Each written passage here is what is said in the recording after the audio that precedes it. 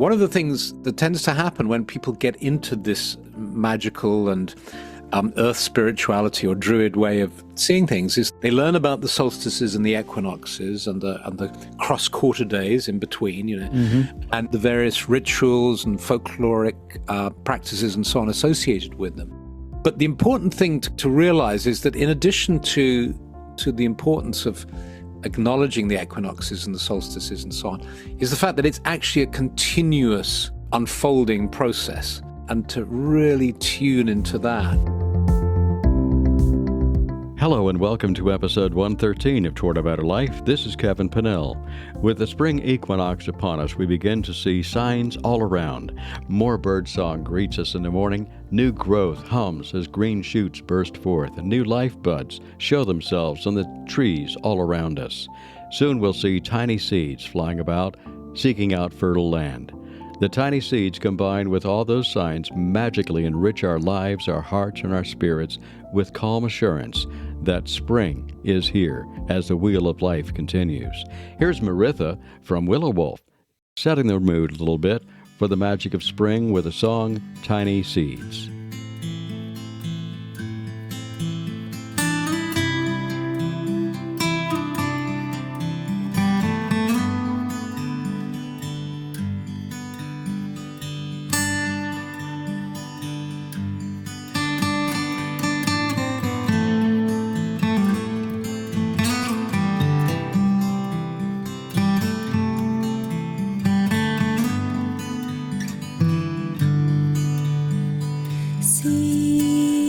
Upon the air, like tiny feathers blow away. Where will you travel to today? Past the wispy clouds and far away in empty space. Please won't you show me the way? Dance your dance upon the fading vapor trace. Dream my dreams and set them free in a distant place. Over mountains high, my soaring thoughts in open sky, and down to where the dragonflies play.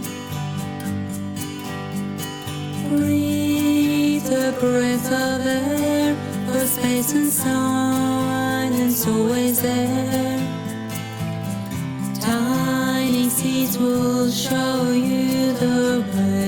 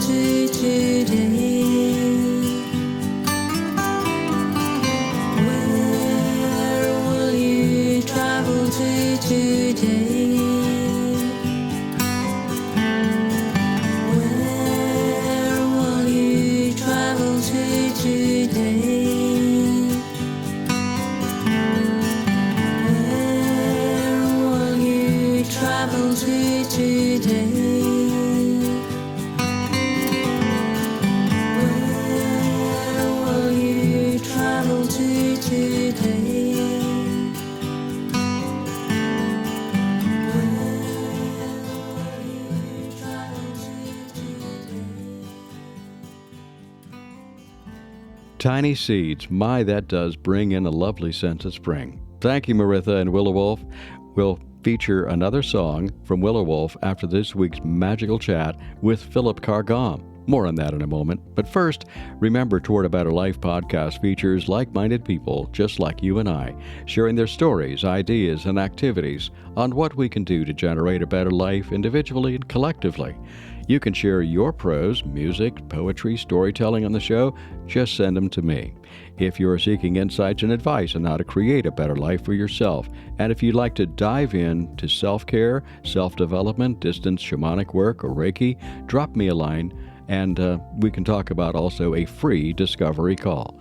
You can visit my website, towardabetterlife.com, for past episodes, blog entries, ways to enhance your spiritual journey, and a few products along the way to help you on that journey. Be sure to check out the events page now, too, for details on where you may join me at my upcoming workshop, Ancestral Healing, Becoming the Hollow Bone, coming this April to Maine. Send all your inquiries to me, Kevin, at towardabetterlife.com. Please be sure to subscribe to the show if you haven't done so already through your favorite podcast platform. Keep following for magical insights into earth-based spirituality, self-development, and self-care. Also, remember to support the show by leaving a review on Apple Podcasts. Now, on to this week's chat.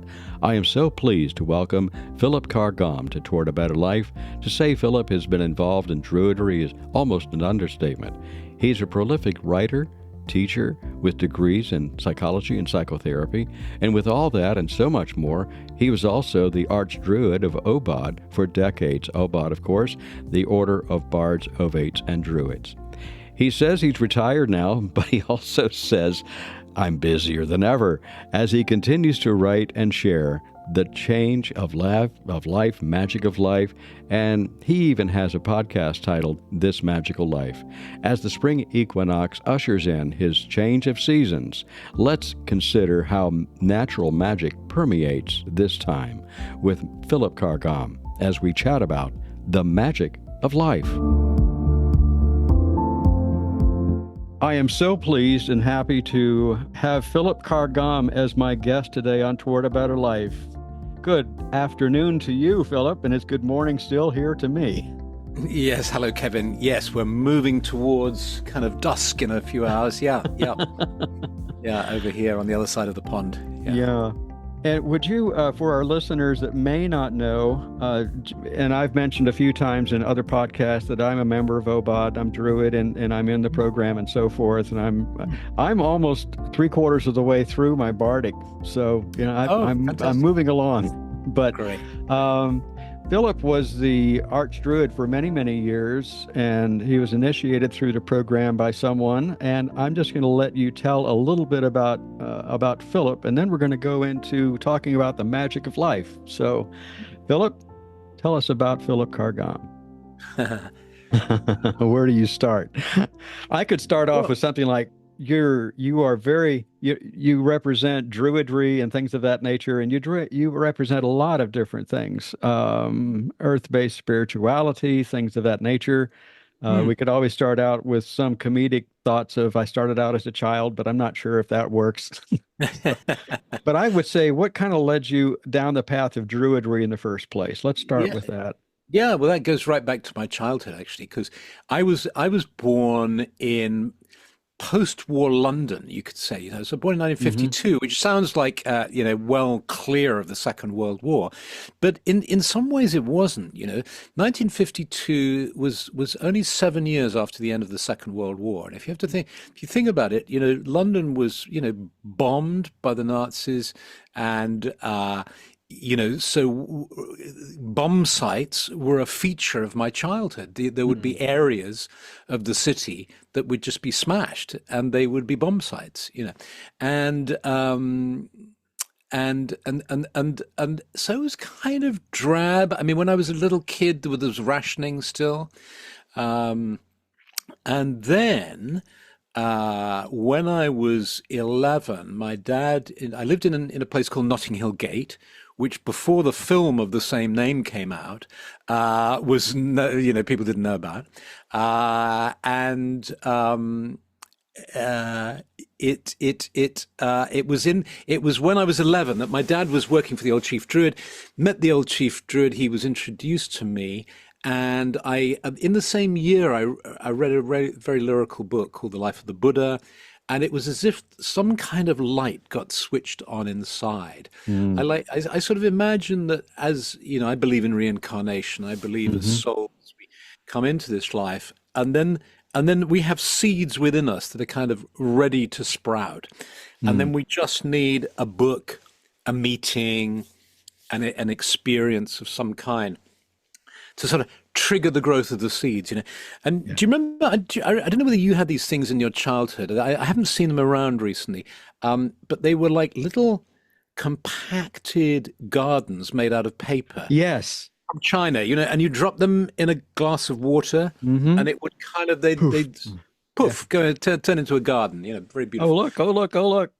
Yeah, that's right. Yeah, and Yeah. so we used to have those when we were kids, and so I think it's a bit like that. And so for me, the water, you know, add water, in the water was that meeting with the old chief druid when I was 11, and reading this book, The Life of the Buddha, and that awakened an interest in spirituality for me.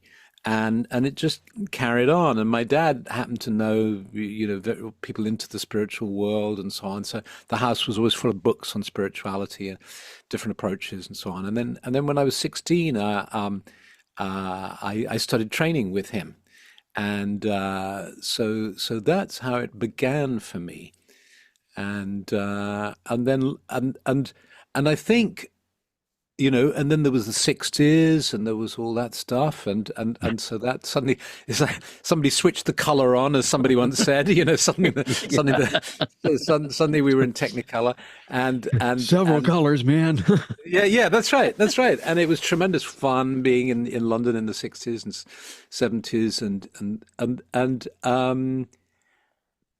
and I think, you know, really from that time, this idea of magic, the fact that you know, you can experience life as dull Mm. and meaningless if you want to, but Mm. if you make an effort and you look for the magic, you'll find it pretty quickly, and follow that track, and you know, that's the way to go, and that's what I've been doing for the rest of my life, really. And you mentioned that if you make the effort, and it's amazing once you get into it, that it doesn't take that much effort to see stuff.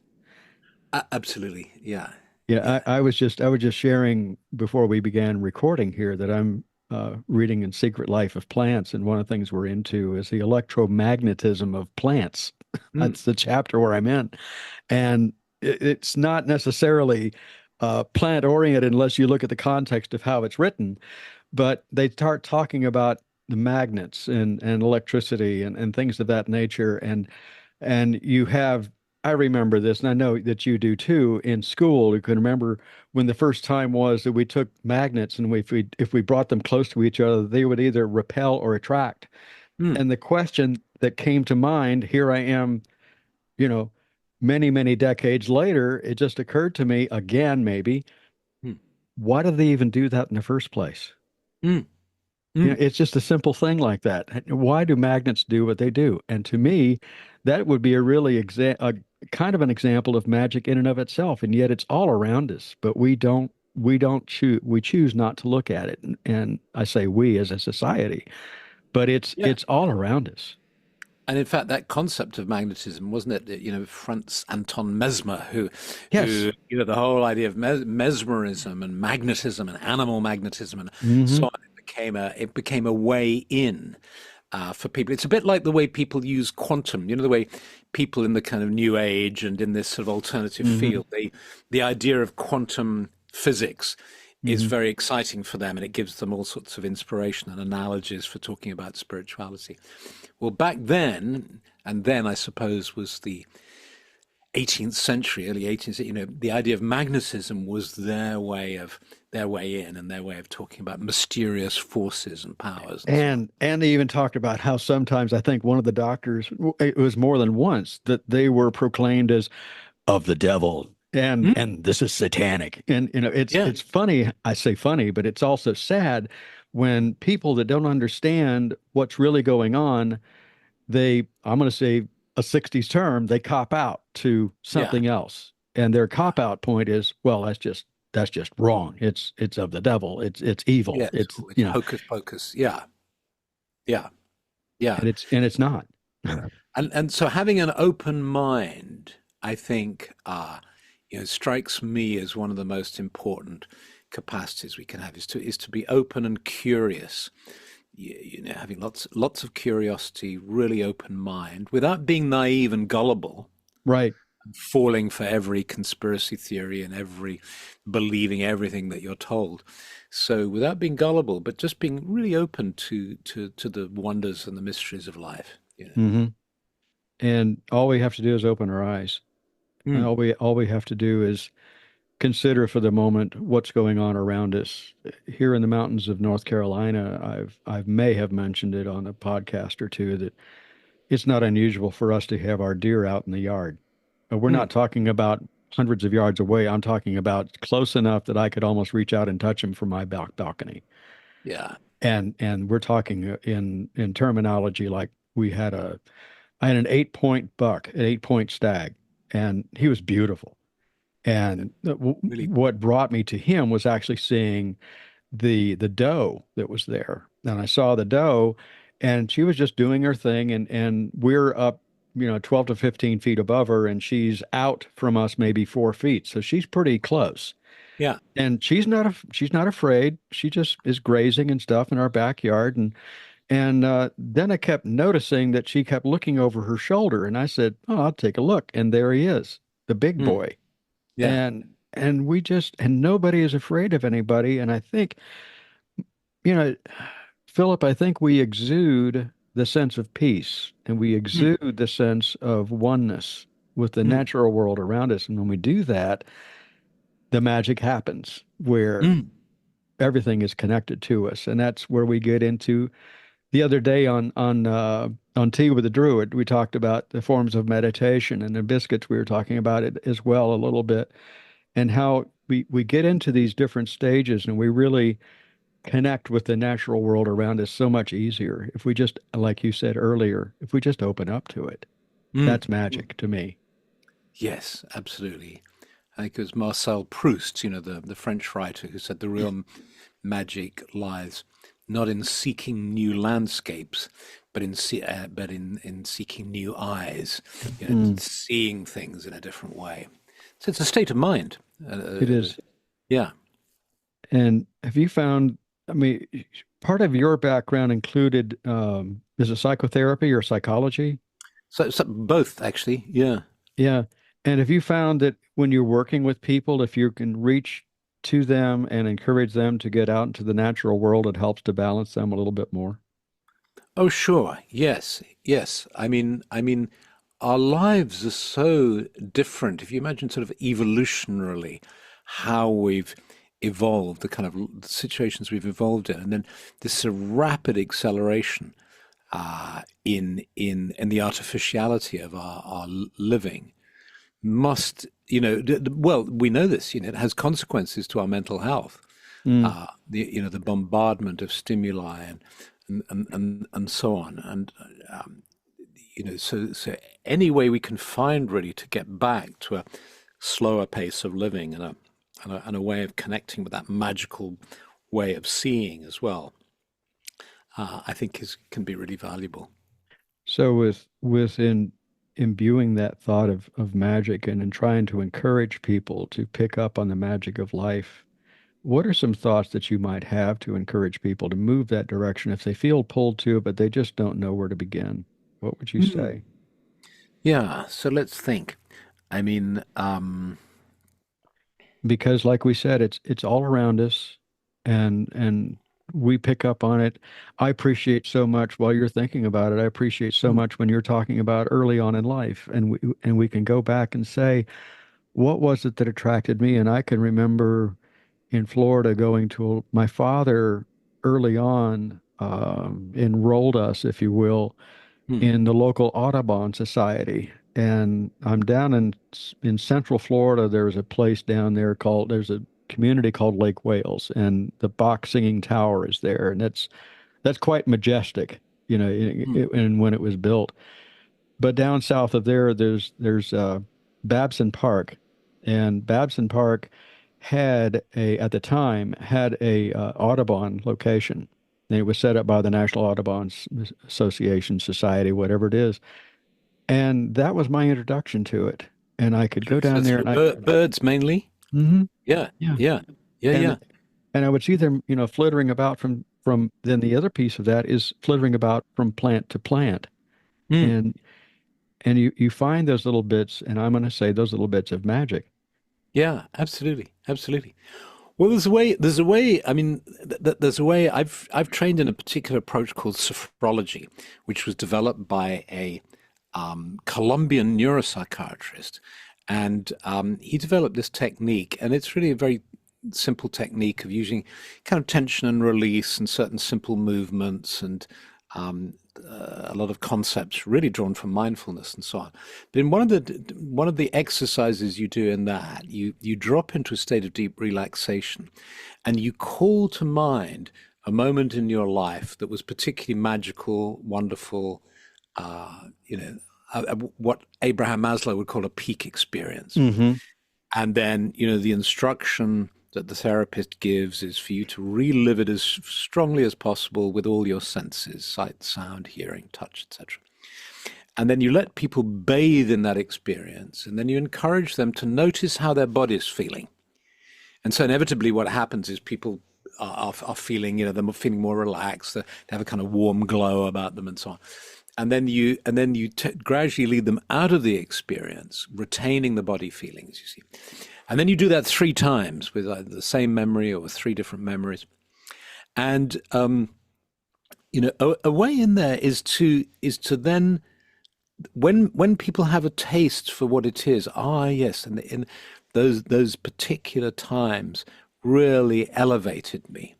Then the thing to do is to say, well, okay, what were those times? Were they being with the family, watching the sunset, skiing, swimming? What were you doing? And then asking yourself, well, maybe I can do more of that. Maybe I can do that again. And also, just as importantly, if not more importantly, the realization that you can connect with the feeling at any time just by closing your eyes. Because what we tend to do is we tend to have these amazing experiences, and then we rush on. We have a holiday, or we have a great time with so-and-so, and then we move on to the next day and the next day and the next day, one thing after another, and the years go by. When in fact, we need to slow down and really appreciate them. And the funny thing is, and the full impact of this only came to me when I was being interviewed for a podcast by a guy in New York, actually, who suffered from, those extreme allergies where he couldn't go outside. Oh. So he has to spend, his life indoors. And he reminded me of something that I knew, but it was just so graphic when he said it because of his situation. He said, of course, we know that the body and the nervous system can't distinguish between reality and fantasy. And the way you can demonstrate that is, if I suggest to you that you're sucking a lemon now, and if you do that, if you visualize that stronger, you'll find your salivary glands start to, well done. Yeah, so okay, so the power of the mind. And when I was training in sophrology, we had this nice exercise we did where we had to think of a really nice moment, and then every day for a week in between classes, do this particular exercise that I was talking about, in imagining this location. And the particular location was a beach in Barbados. We had a friend who had a house there, and we used to go there for a few years running. Stephanie and I would go there and have a holiday there, you see. This fabulous beach, nice and deserted, classical tropical beach with palm trees and, and all the rest of it. And so for the whole week, I was imagining lying there in the sun, feeling wonderful, the sound of the sea gently lapping and all that stuff. At the end of the week, we actually flew there because we were due to go on holiday there. So suddenly I found myself actually physically enacting what I'd been imagining for the past week. And I was lying on the beach, and I started laughing, and Stephanie said, "Why are you laughing?" And I said, "Well, because you know something? It's not quite as good as my imagination, because there was some insects that were bugging me.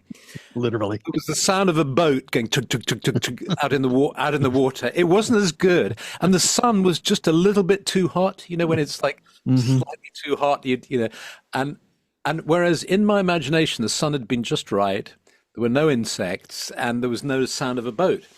So, so, so the invitation there, I think, would be to say, what what is it that has given you feelings of awe and wonder and joy and love and warmth and all these things in your life? Think back to those things, Mm. internalize them, re-experience them again, and then kind of realize that you're the master or the mistress of your consciousness and your destiny, and you can generate those feelings within yourself. I mean, one of the feelings I like to do, a really simple way to do this is, when you go on holiday again and you're in a completely different part of the world and you're sitting in a cafe, say you're sitting on Mm. a street corner in Paris or something, and you're thinking, wow, isn't this marvelous? I'm in Paris. This is fantastic. And it's all new and different, and it just feels different. So what I do is when I go and have a coffee in my hometown, or if I'm out there, I'll just say, well, it's generate that feeling. I mean, what's the difference? You're sitting outdoors in a cafe. It happens to be your hometown, so you have the kind of dumbing down of familiarity. Oh, I know this place, but just generate it. It's just as wonderful. It's like a friend of mine had mentioned, this same fellow that I wrote the book about. He had mentioned the term, and you used it earlier, about approach something with new eyes. Yeah, yeah, And I'm gonna open it up even further than that. New eyes, new smell, new yeah, hear, new yeah, everything. yeah, And yeah. look at it. Look at your space. And I have often said, we live in an area that is, it's a tourist area. Mm, And I would tell people, you know, there are people that will spend thousands, even hundreds of thousands of dollars to come here and visit, mm, not to live, but to visit. mm, And we live here. mm. Yeah, that, and that, and that, and shame that, on us for not taking advantage of it. And it that's all right. it all comes back to that.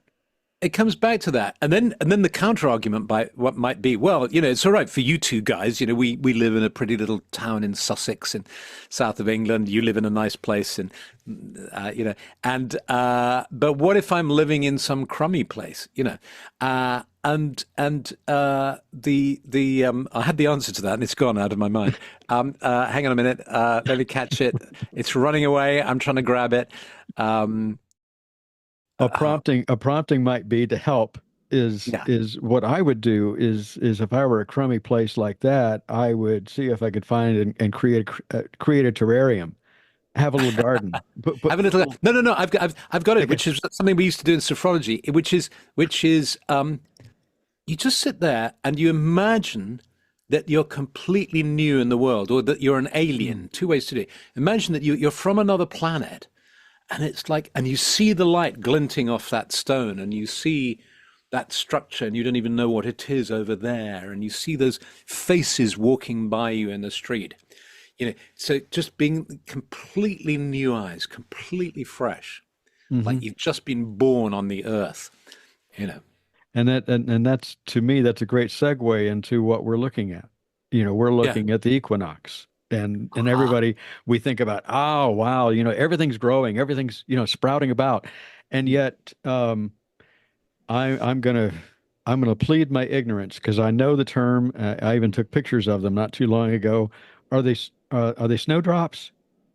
There's snowdrops are associated with this with Imbolc around Candlemas, That's what I was going beginning. to get. That's exactly Yeah, where I was going, yeah, because it's already started, yeah. and you start to look for the signs.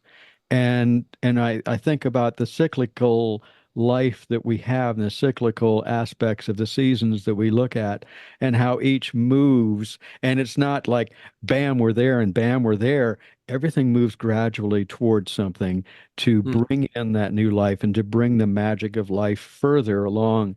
And the first indicator we have is the change of seasons, is the snowdrops pop their little heads through. mm, And then the next stage is, I used to talk about it from an herbalism standpoint. People would say, they'd ask me about, detoxification. What's the best detox stuff you can get for a spring detox? And I said, the easiest thing to do is look at the animal life and look what plants present themselves first through the earth. Mm. because those are probably the ones that are very, very helpful for detoxification. Here in the States, it's Mm. dandelion and burdock, and you Yeah, go yeah. eat that stuff and it's good and bitter and it moves everything through your system. So it gets rid of the excess fats and so forth. And this Mm. is all, again, goes back to magic when you think about it. And we're right here and we're beginning to see it and That's right. go out with the new eyes Mm. and look at spring. Yeah, yeah, exactly, exactly. Yeah. And I think the you hit the nail on the head there where you were talking about the gradual nature as well. Because one of the things that tends to happen when people get into this magical and earth spirituality or druid way of seeing things is they learn about the solstices and the equinoxes and the cross quarter days in between, Hmm. and the various rituals and folkloric practices and so on associated with them.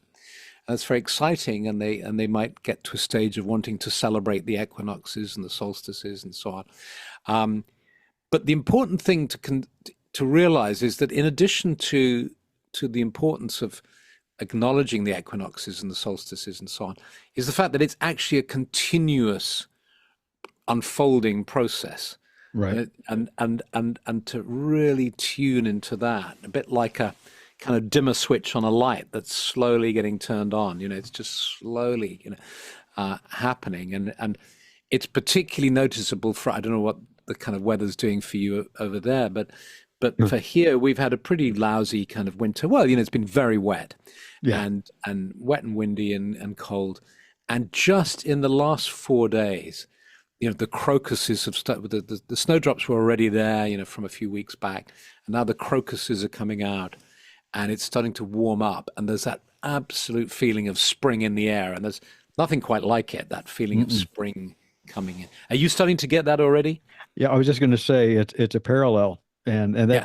that kind of goes back to the supercontinent of how many tens of thousands of years ago, Yeah. when they've looked and they'd say, well, England and the Isles are very close to where we are, Yeah. if you look at how things split up and so forth, and Mm. so we're very similar. We're very similar. That we just noticed crocus coming up on our bank. Right. And like I said, the snowdrops were out 2 or 3 weeks ago over at the chiropractor's office that I had been visiting. Mm. So it's all beginning to show around us. But it occurred to me this morning that as I had to go out and do some early morning jaunts with the car for a flat tire. That was fun. Mm. But then I come back and I said, this is reminiscent to me of that last little push that winter has and Mm. says, I just want to remind you I'm coming back. Yeah, yes, that's right. Yeah, yes. Yeah, and of course that can happen, can't it? I remember, so sometimes you can even get, a sudden flurry of snow in the sort of halfway Yeah, through March or something like yeah, that. yeah. Just as a Well, reminder. that's what we Yeah, had this morning. We had yeah, flurries, yeah, and yeah. and a matter of fact, above 3,500 feet, they said that there could be as much as 6 to 8 inches of snow. Wow. Yeah, yeah. There you And go. outside this morning, it was a dusting, and Yeah. it's really interesting. And I had this conversation a little bit yesterday with someone about how we live in a society, uh, where Philip, we have a very linear society that we live in, and yet it's magic when you are able to look at the cycles instead.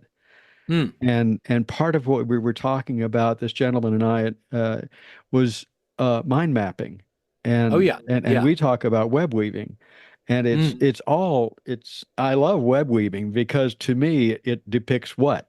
The spider, Mm. you know, Yeah, yeah.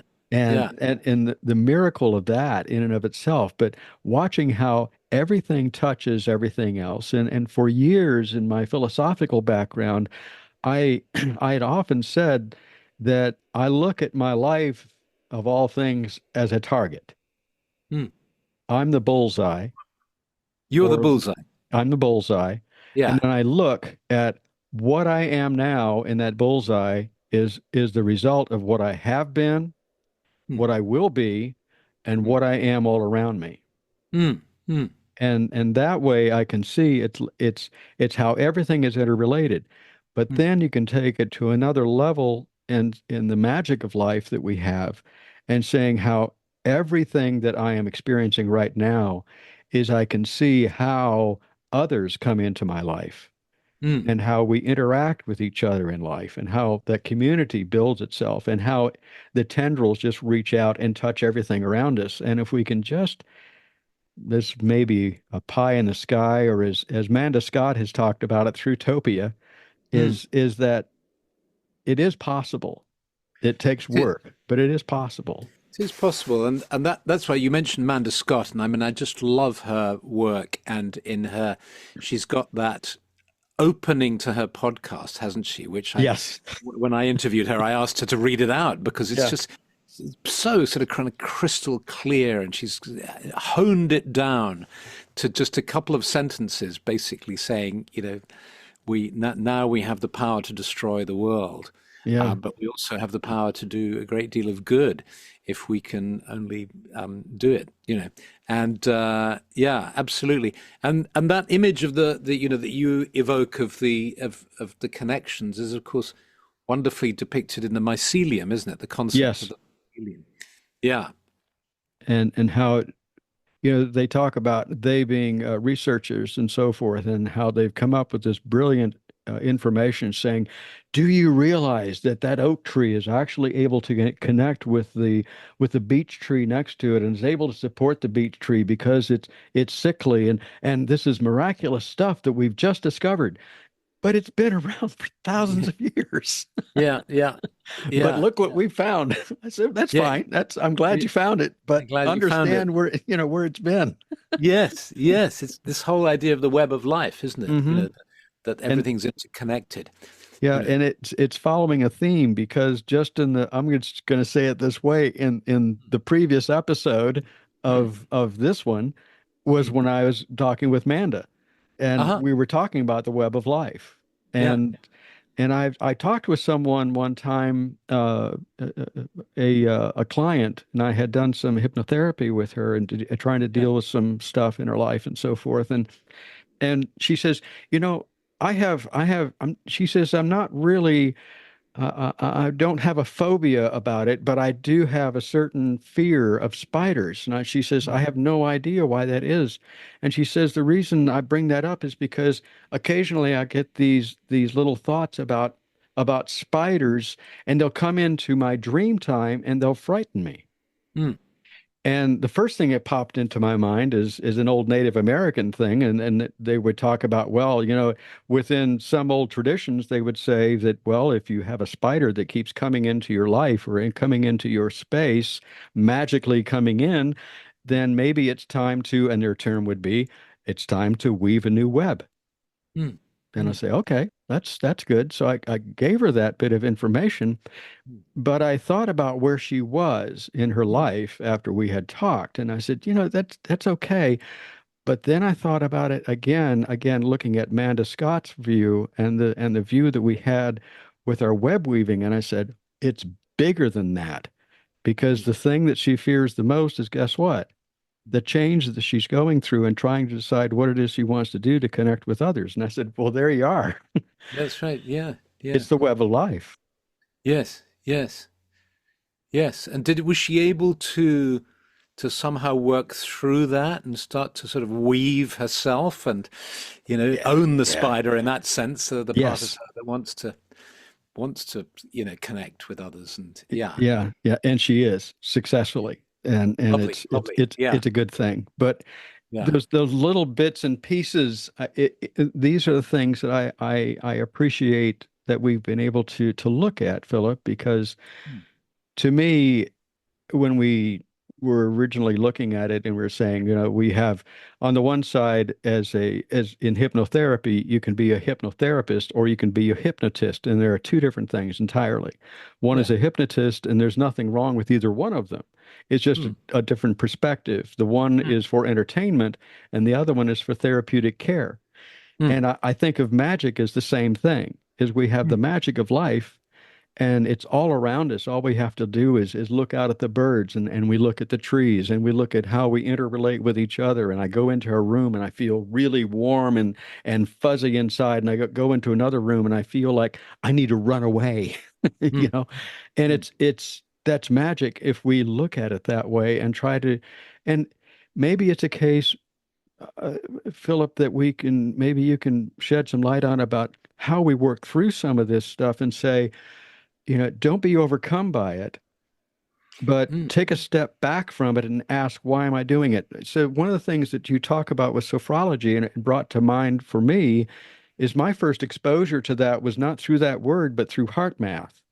Oh And yeah. it's the third stage in heart math. Mm, First thing, and they talk about freeze framing, and the first thing that you do in freeze framing, of course, you recognize I'm in a situation and I freeze frame, I stop, and then I take a step back, and one of the things that I do is I step back and I go to that place mm, that is lovely to me. mm, mm. So there's the Yeah. sophrology of it. And Yeah. is there, are there things that we can do where we can just expand on that, do you suppose? And I think maybe you're on it in the sense of the meditative work and the sophrology that could be done to help us generate that. Well, let's think. I mean, when you were talking about the difference between, say, the hypnotist and hypnotherapy, magic as the stage magician, as it were, Mm. and and magic in the other sense of the term. There's you see, it seems to me that there are two kinds of magic. There's if you like magic, which is passive in the sense of all we have to do is awaken to the magic of being alive Mm. and just truly appreciate, all those sort of ideas in pop psychology around gratitude and positive psychology, gratitude, the power of awe, AWE, to engender positive feelings and positive health and so on. So these are all ways in which we can open to the magic of life, and they're very, very valuable, hugely valuable, because it's a different way of relating to the world. But there's also a kind of, you can also, if you like, take another step, which is to say, okay, I'm going to get into that passive magic of experiencing life as magical. But can I actually do magic as well? Mm. And then if we start to go into that, then we start to kind of mine a very interesting seam that you find across all cultures. The alchemists, Hmm. all magicians of every kind of culture and religion as well, and where it's believed that you can actively seek to engage in magic. And then you say, oh, well, this is interesting. Okay, tell me more about active magic. And they say, well, kind of splits into two approaches, which are sometimes called high magic and low magic, Hmm. or folk magic and high magic. Hmm. And very, very simply, low magic or folk magic is where you try to do stuff, magical stuff, to heal people, to heal yourself, to cure sickness and so on, to find things that have been lost, people who have been lost, to sort of ward off evil and, all those kinds of very specific, practical, if you like, tasks. And then high magic, what's known as high magic, is essentially the work of self-transformation. It's kind of the Mm. spiritual quest, the quest for illumination and, so on. And you kind of take your pick. I mean, there's a course that I do. I've written a little book called Lessons in Magic, and then I've created an online course called Lessons in Magic from that. Um, and I start the course off by saying, okay, here, these are the kinds of magic, which are you interested in? And I kind of list the various kinds of folk magic and high magic practices. Are you interested in time travel? Are you interested in, healing at a distance? Are you interested in, psychokinesis? What are you interested in? And then kind of we go from there. I was hoping you'd go there. Uh-huh. Yeah. Yeah, we were talking in the beginning, everyone, about how is this going to be video or is this audio? Because I'm over here almost like giving him a cheer on that. Yeah, this is where I want to go. We're running time has flown. Yeah, it has. Much quicker than I had wished for. But Hmm. if you would, Philip, can you tell the folks a little bit more about reaching out to you? Because you have so many different websites, and I should have said at the beginning, you have no idea how much I appreciate you being able to take out the time of your busy schedule to That's share very with kind. us. No, Uh, it's a pleasure, Kevin. It's a pleasure. Basically, what I do is I've retired. I've mhm. retired, Sure you have. which Yeah, means, of go with course, that that. I'm busier than ever. So what I do is I do on Monday evenings, 8 p.m. GMT. I do a YouTube Hmm. and Facebook kind of thing called Tea with a Druid. Yeah. And Tea with a Druid is, I've been doing it for 7 years now. And the idea is a short format, just about half an hour. I talk for about 15 minutes and do a meditation for about 10, 15 Hmm. minutes. And sometimes I interview people on that. And there's a back kind of archive of that you find on YouTube, Tea with a Druid, and it's there. Then that's also available as a YouTube podcast. And then I have a podcast called This Magical Life, where Hmm. various the material of those 7 years of teas has been edited, and then sometimes the meditations are presented with some music underneath. Different pieces are presented, and also other material, other interviews, and so on that I've done. So that's those two podcasts out there: This Magical Life and Tea with a Druid. So And your web presence with the class that you offer. yeah, okay, so that's under my name, Philip Carr-Gomm. And then, the name Carr-Gomm is a strange name. It's Carr hyphen Gomm. And my dad always used to, my dad used to drop the Gomm because he said it's kind of clunky, and why not just, say Carr, And what I realized and he used to write books too.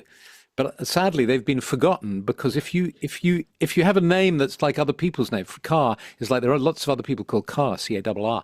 But Carr-Gomm, there's only one family called Carr-Gomm.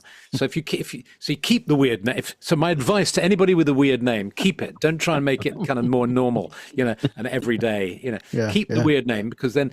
So it's philipcargomm.com. And under the tab courses, you'll see I do a number of different courses. So I do an online course called Lessons in Magic, which I loved creating it, and lots of people have done it and really love it. And then I've got my books on that website as well. I've done a number of books over a range of Yes. topics.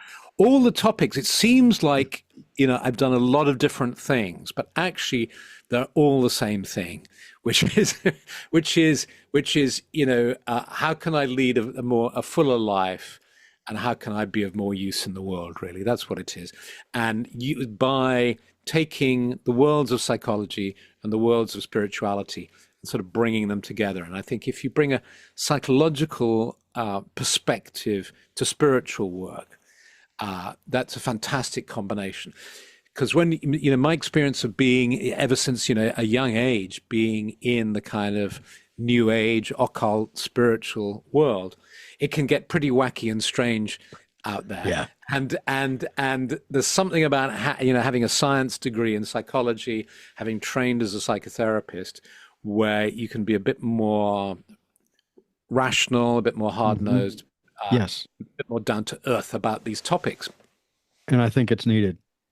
I Yeah. really do, because you can, because you and I have both been through and I'm not putting them down, but you go through the new age stuff, and I'll leave it with that. And I respect them. I think it's great. At least they're trying, and they're trying something that works for them. And that's the typical thing that I like to say, even from some of my background in religion. It's not that I see myself as better than anything. It's just that I've evolved beyond that, and it doesn't fit for me anymore. So it's nothing wrong with it. If you What want did you do? to, What did you do, Kevin? I'm fascinated. I mean, are you able to say it in a few minutes? Or I know we're coming to the end. well, in a few minutes or less, Yeah. my degree is in theology, and I was a Baptist preacher for 10 years. Oh wow. Okay. Wow. Yeah. Yeah. And now, And then what sent you off the rails on the right track, I should say. let's see. I honestly, I have often told people I didn't want to live a hypocritical life anymore. Right. The short of Yeah. it. That's the short Yeah. of it. Yeah. I wanted to be genuine to me, and I didn't feel that I was doing myself justice, and I certainly didn't feel that I was doing the justice to those that put their trust in me. So Right. I felt it was best for me to step aside and go to what I truly enjoyed. My thing was, I had a lot of we talked earlier about the interest I had in the natural world, and that really kind of spurred me on toward my druidic thought processes. So you got But into Druidry and you got into hypnotherapy and I and also got into shamanic work, right. shamanic practitioner, and there was a time there I was even looking at some of the I Ching stuff and a lot of divination things of that Right. nature. But Right. trying all these different things, and I people have asked me, says, "Well, where are you philosophically or religion sense?" And I said, "I'm eclectic." And I had one lady Yeah. say, "Well, if you're eclectic, you believe in everything." And I said, "No, No. eclectic means I pick and choose what I want." Yeah. Yeah. Yeah. Yeah. and Great. and I won't put down anybody for what they believe. Mm. But I'm also willing to listen to other points of view. That's part of the growth process, right? Absolutely. We're here to Absolutely. learn, Yeah. to Yeah. be better Great. souls.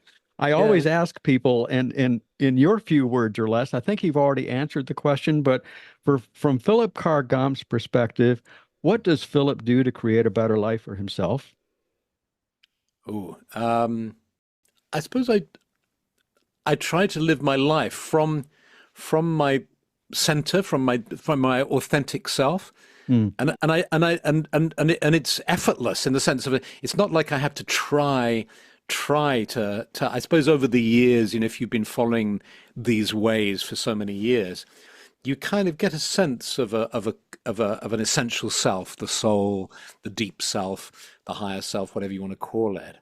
And I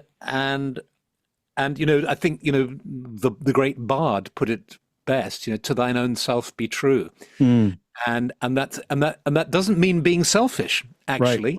It's No. funny enough, it's the complete opposite. It's because then it's I think paradoxically when you become fully yourself, you're able to let go of yourself, so that you're not thinking about yourself all the time, or all your needs, or the rest of it. You're just radiating. You're just doing what you love.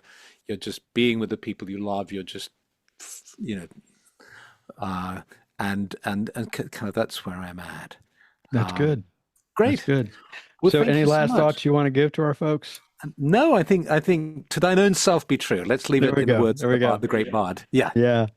Philip Carr-Gomm, this has been delightful. I truly appreciate your time. And thanks an awful lot for talking with us a little bit about the magic of life. This is great. Thank you. Thank you so much, Kevin. Thank you.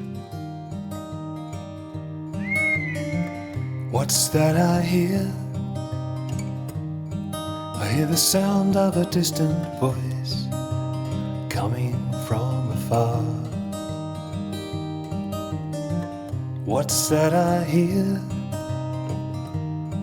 I hear the sound of the old ways calling from a buzzard way up high. I hear the cry of freedom through the clouds here below. I hear the sound of silence from a home that I know. And I hear the reason why I can fly under the blue sky. Under the blue sky.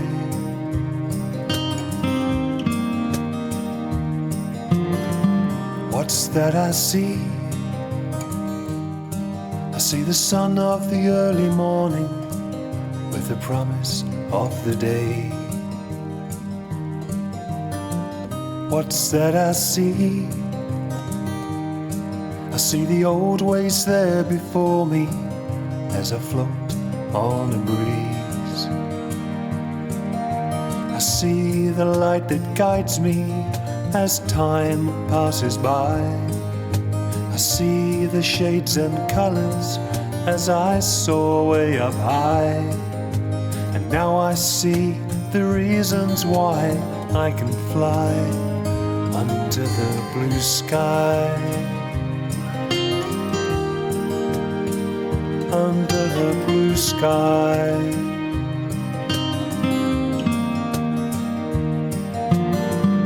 What's that I feel? I feel the peace and love around me as I walk with the wind. What's that I feel? I feel the magic of the old ways as I sing to the world. I feel the peace around me, spread my wings across the land. I feel the earth below me as she holds out her hand. And now I know the reasons why I can fly under the blue sky. Under the blue sky. Under the blue sky. Under the blue sky.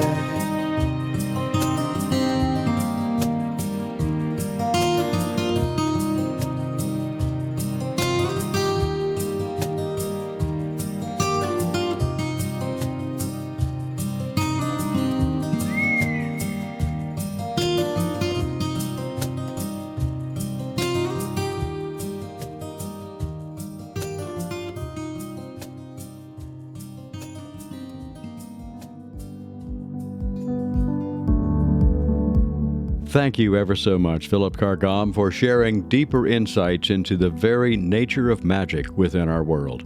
As Philip mentioned, he offers many opportunities to dive deeper into magical studies along with meditation, books, online classes, and so much more. Visit his website, philipcarr-gomm.com. That's philipcarr-gomm.com to learn more. Also, tune in to his enriching podcast, This Magical Life, and his weekly YouTube. That's Tea with a Druid, each Monday evening at 8 p.m. That's Greenwich Mean Time or the UK time. We also heard from Willowolf again, and that was Blue Sky. There are links to the show and, show notes for both Philip Carr-Gomm and Willowolf. Remember, if you're seeking insights and advice on how to create a better life for yourself, and if you'd like to dive in a little bit deeper to self-care, self-development, shamanic work, just drop me a line and we can talk about our free discovery call. You can also visit my website, towardabetterlife.com, for past episodes, blog entries, ways to enhance your spiritual journey, and a few products to assist you on that journey. Be sure to check out the events page for details where you can join me at the upcoming workshop Ancestral Healing, Becoming the Hollow Bone, coming this April to Southern Maine. You can send all your inquiries to me, Kevin at towardabetterlife.com. Please subscribe and follow to the show, and you do that through your favorite podcast platform, and please leave a review on Apple Podcasts. It just helps to spread the word about the program, and it helps to create, a better life for all of us. If you have any questions, or if you'd like to share a story, music, prose, and so forth, just send them to me, or if you want to be my guest, just write to me again, Kevin at towardabetterlife.com. Now let's see. Until next week, enjoy your journey toward a better life.